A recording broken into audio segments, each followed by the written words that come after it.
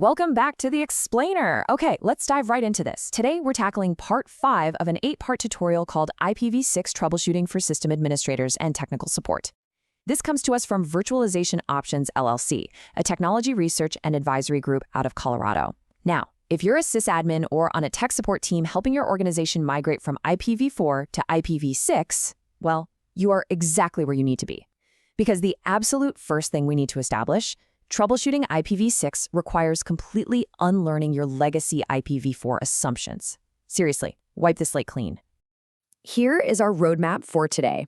We're going to cover breaking IPv4 muscle memory, address configuration in NDP, the PMTUD black hole, transition mechanisms and VPNs, and wrap it all up with the golden rules of IPv6. All right, Section 1, Breaking IPv4 Muscle Memory. Let's unlearn the past. Listen, IPv6 is not just a bigger address space bolted onto IPv4. It's a fundamentally different protocol. I mean, think about it. In IPv4, you're so used to seeing just a single address on an interface, right? Something like 192.168.0.10. But in IPv6, you're going to see multiple. And this brilliantly illustrates that shift. You'll have a link local address starting with FE80, a global unicast address, plus temporary privacy addresses, all coexisting at the exact same time. And here's the kicker. This is totally normal behavior. Please do not try to troubleshoot this as an error. Beyond just the addresses, the fundamental behaviors of the network have totally shifted. In the IPv4 days, we relied so heavily on broadcasts and NAT. But in IPv6, broadcast is literally dead. It's gone. It's been entirely replaced by multicast. So pinging a broadcast address like 255.255.255.255, totally meaningless now. On top of that, NAT is largely absent. Every single device on your network is potentially globally routable. This is a huge deal because it completely changes your firewall design and your security assumptions from the ground up. Moving right along to Section 2, Address Configuration and NDP. Let's look at the local link basics. So before an IPv6 address can actually be used, a host initiates what's called DAD, Duplicate Address Detection. It sends out a neighbor solicitation for a tentative address. Now, if another host responds, well, that means the address is already in use, and your interface enters a DAD failed state. When that happens, global connectivity is silently dropped. Just poof, gone. Why does this happen? Often it's due to cloned MAC addresses on virtual machines, or maybe your DAD packets are getting blocked by port security or a misconfigured RA guard. So pro tip, always check for that DAD failed flag if your connectivity just isn't establishing. To actually check these configurations, your muscle memory on the command line needs a serious update. Here's a handy little cheat sheet for you. Notice that ARP is completely missing here. That's because the Neighbor Discovery Protocol, or NDP, totally replaces it.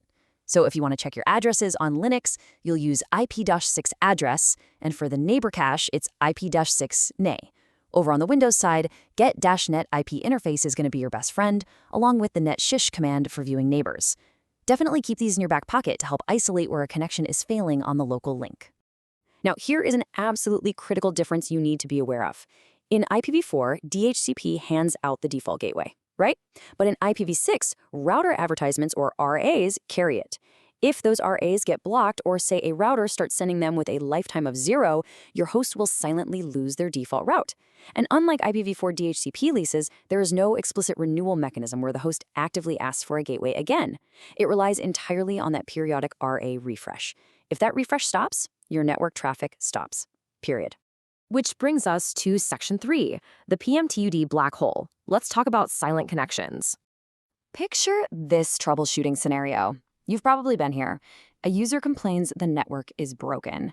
You ping the server, and the small packets, they succeed perfectly.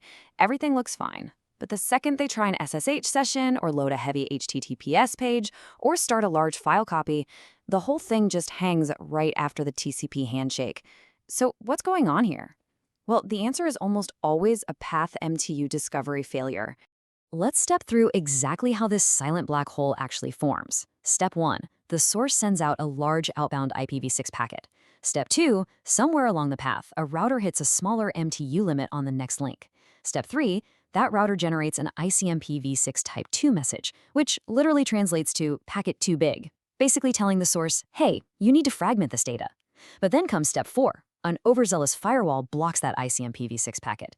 The source never gets the memo, it keeps sending those oversized packets, and your connection just stalls out indefinitely. All right, on to Section 4, Transition Mechanisms and VPNs. Bridging the gap. So this is the edge case where legacy IPv4 infrastructure violently collides with modern IPv6 networks. To actually allow your IPv6-only clients to reach legacy IPv4 servers, we use NAT64 and DNS64 together. Basically, DNS64 synthesizes AAA records for IPv4-only host names by sticking the default NAT64 prefix, which, by the way, is 64-FF9B:/96, right in front of the IPv4 address. Then, NAT64 translates it at the gateway. Sounds great, right? But watch out. If an application uses a hard-coded IPv4 literal, say trying to connect directly to 1.2.3.4, it completely bypasses DNS64. That breaks NAT64, and bam, the connection fails. And then we have VPNs. VPNs are just a massive pain point during migration. Legacy VPN clients can cause some serious split tunnel leaks, where your IPv6 traffic just bypasses the VPN entirely, exposing real IPs and dodging corporate security. Not great. Other times, the VPN client blocks IPv6 but fails to actually tunnel it, which breaks literally all IPv6 sites. Or, my personal favorite, you get split DNS nightmares where remote workers get different AAA records depending on which DNS server happens to answer. Because it's always DNS, isn't it? Just ensure your VPN is pushing the correct internal DNS server address, and absolutely make sure your tunnels account for the 20-byte IPv6 headers added to the MTU. That brings us to our final part. Section 5, the golden rules of IPv6. Back in the IPv4 days, a lot of admins would just block ICMP entirely to hide from ping sweeps. Fair enough. But in IPv6, you absolutely cannot do that. These specific ICMPv6 types must be permitted on all your firewalls. Type 1 and 2, those are for error signaling and that crucial PMTUD we just talked about. Type 3 is needed for traceroute. And types 133 through 137, those are strictly mandatory for the neighbor discovery protocol. Without them, your host literally cannot find its router or resolve addresses. So the crucial point here to keep your help desk tickets from piling up is to lock in these essential takeaways.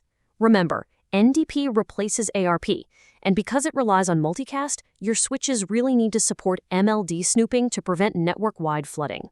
Number 2, accept that seeing multiple addresses on a single interface is perfectly normal. Next, when you're troubleshooting, always use curl 6 and curl 4 to explicitly isolate which stack is actually failing. And finally, document your prefix delegations. ISP prefix changes can break your static configurations completely silently. Look, if you only remember one single thing from this entire explainer today, let it be this exact quote straight from the source material. Never block ICMPv6 entirely. Just don't do it. Blocking it breaks NDP, it breaks PMTUD, and it totally breaks multicast membership. It's a fundamental requirement for IPv6 to operate. It is not optional. I want to leave you with this provocative thought. Is your firewall's legacy IPv4 logic silently breaking your network's future? Take a hard look at your current firewall rules. Audit those ICMPv6 settings. Start applying this new IPv6 mindset. You now have the knowledge to stop troubleshooting the future using the tools of the past. Thanks so much for joining me on this explainer, and as always, keep learning.